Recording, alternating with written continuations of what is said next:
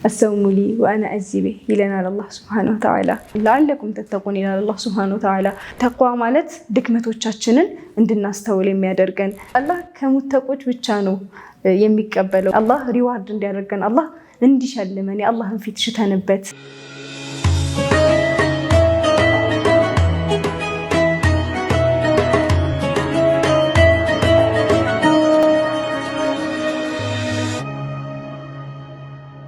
السلام عليكم ورحمة الله وبركاته.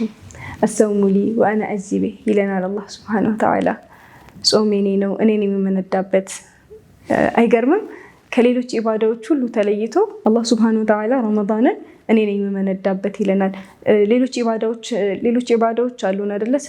ሰላት እንሰግዳለን፣ እንቀራለን፣ ሱና ሰላቶች እንሰግዳለን።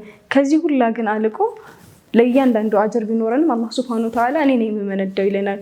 ዊችዝ የማናቀው ቁጥሩን ሁላ የማናቀው። ለምሳሌ አሁን ጀማዓ ሰላት ስንሰግድ 27 አጅር ይኖረናል አይደል? ጾምን ግን አላህ ሱብሓነሁ ወተዓላ ራሱ ስለሚመነዳ ጾማችን አንድ የመቅቡል ይሁን እንጂ የማናውቀውን ያክል ነው አላህ የሚመነዳን። ታዲያ ግን ረመዳንን እንዴት ነው ይህንን አላህ ሱብሓነሁ ወተዓላ ራሱ እንዲመነዳን ከፈለግን እንዴት ነው መጠቀም ያለብን?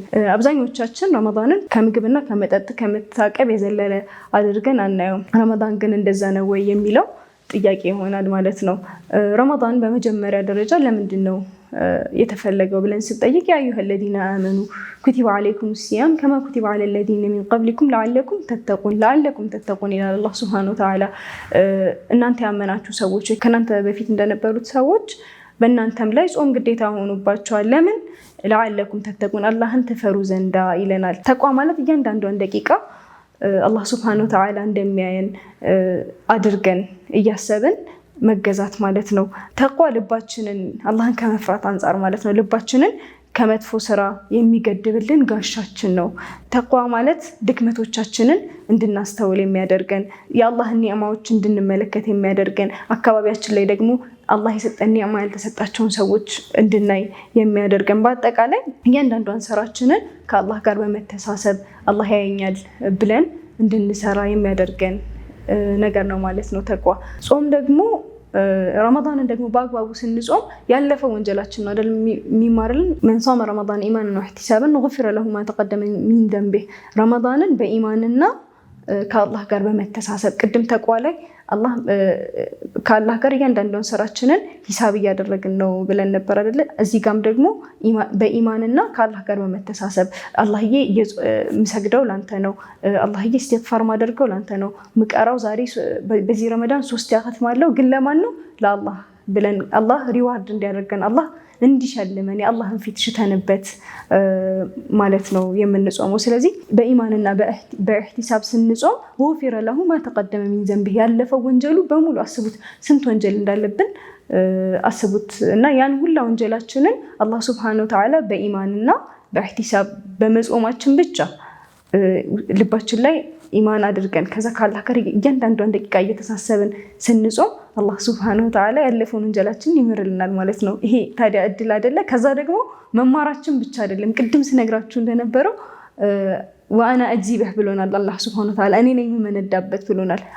አስባችሁታል አላህ በአዛኝነቱ ምን ያክል ምንዳን ሊመነዳን እንደሚችል። ስለዚህ ረመዳንን ራሳችንን ከምግብ ከማቀብ ከመጠጥ ከማቀብ ከመጥፎ ስራ ከማቀብ ይልቅ አላህን በመፍራት እንድንጾመው እያንዳንዷን ደቂቃችንን ከመጥፎ ነገር ራሳችንን ስንከለክል ከሰዎች ጋር ባለን ግንኙነት በባህሪያችን እያንዳንዷን ደቂቃችንን ከአላህ ጋር በመተሳሰብ አላህዬ ላንተ ብዬ ጸባይን አሳምሬያለሁ፣ አላህዬ ላንተ ብዬ ሰደቃ ሰጥቻለሁ እያለን እያንዳንዷን ደቂቃችንን በኢህቲሳብ ከዛ ደግሞ ረመዳን ላይ ብቻ እንዲሆን ሳይሆን ከዛ በኋላም እንዲቀጥልልን ማለት ነው። ረመዳን ደግሞ በሁለት እንትን አለው። አንደኛው በቃ ኢነማ ይቅበሉላህ ሚነል ሙተቂን ይለናል አላህና በቃ አላህ ከሙተቆች ብቻ ነው የሚቀበለው፣ አላህን ከሚፈሩ ሰዎች ብቻ ነው የሚቀበለው። ረመዳን ደግሞ ወይ መቅቡል ይሆናል ወይ ደግሞ ውድቅ ይሆናል ማለት ነው። መቅቡል እንዲሆንልን ተቀባይነት እንዲያገኝልን ከፈለግን በኢማንና በኢህቲሳብ ንያችንን መጀመሪያ እናሳምራለን። አላህዬ ላንተ ብዬ ነው ምጾመው ብለን ንያችንን እናሳምራለን። ከዛ በኋላ ደግሞ እያንዳንዷን ስራችንን በተቅዋ ስናደርገው ረመዳናችን መቅቡል የመሆን ቻንሱ ከፍተኛ ይሆንልናል። ረመዳናችን መቅቡል ይሆንልናል። ከዛ ደግሞ የአላህን ምንዳ ከአላህ ከራሱ እናገኝበታለን ማለት ነው።